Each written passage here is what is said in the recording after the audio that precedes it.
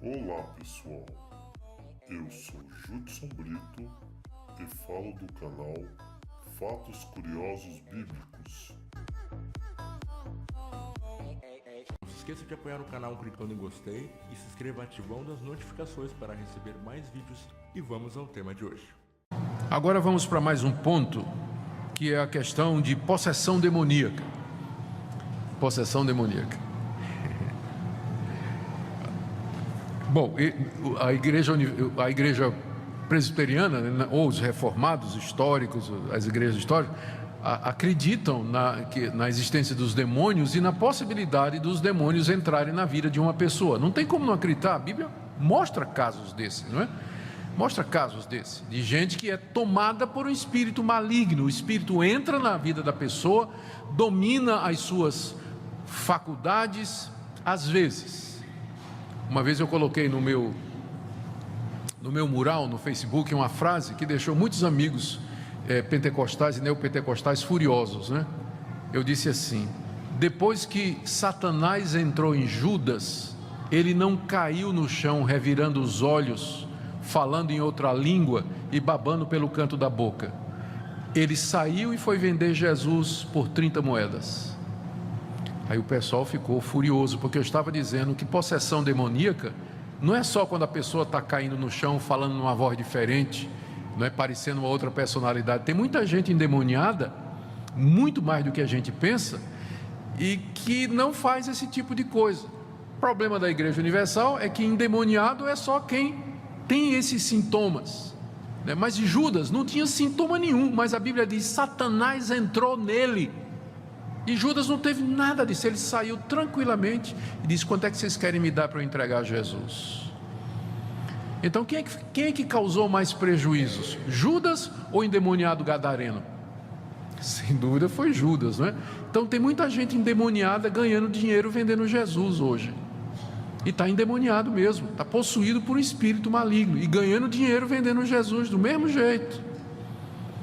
Do mesmo jeito.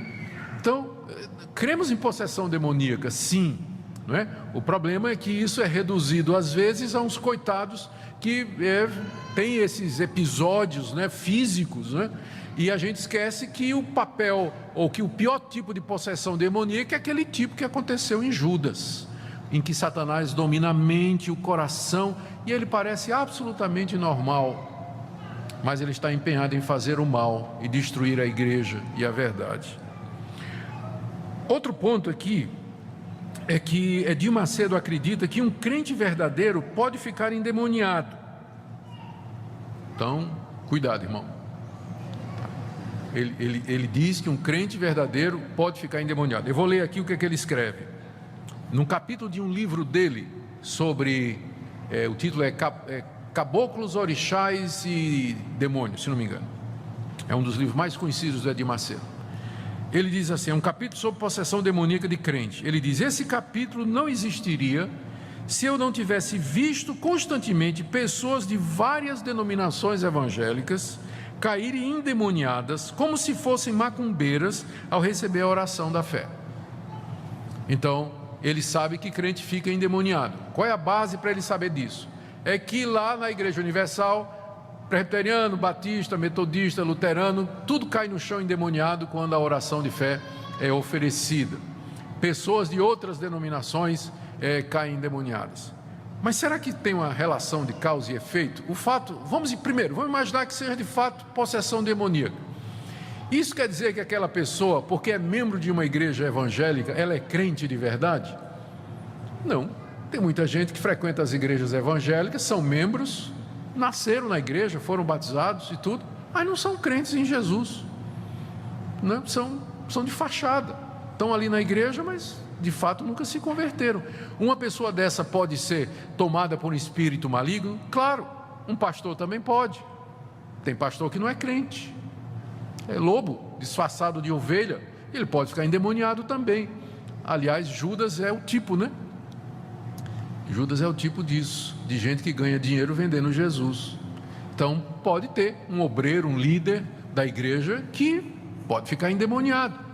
Mas a pergunta é: existe base bíblica para dizer que um verdadeiro crente alguém que foi regenerado pelo Espírito Santo, em quem o Espírito habita, que foi selado pelo Espírito, eleito de Deus, por quem Cristo morreu, existe alguma base para dizer que um espírito imundo pode entrar na vida de uma pessoa dessa? A resposta é nenhuma base. Primeiro, não tem nenhum exemplo. Jesus, me diga um exemplo no Novo Testamento de alguém expelindo o demônio de um discípulo de Jesus. Nos Evangelhos, no livro de Atos, não tem um único caso de um discípulo de Jesus ter sido submetido a um exorcismo para resolver os seus problemas. Segunda coisa, me ache nas cartas que os apóstolos escreveram para as igrejas, onde havia pessoas com muitos problemas, pessoas doentes, pessoas opressas por problema financeiro, pessoas enfrentando dificuldade. Me encontre uma única passagem em que, por exemplo, Paulo diz assim: se algum irmão está doente, chamem os presbíteros da igreja, orem com ele, impondo as mãos e expulsem os demônios que estão fazendo isso na vida desse irmão. Me encontre uma única passagem no Novo Testamento que recomende o exorcismo como solução para o problema de um crente. Não tem uma única passagem no Novo Testamento.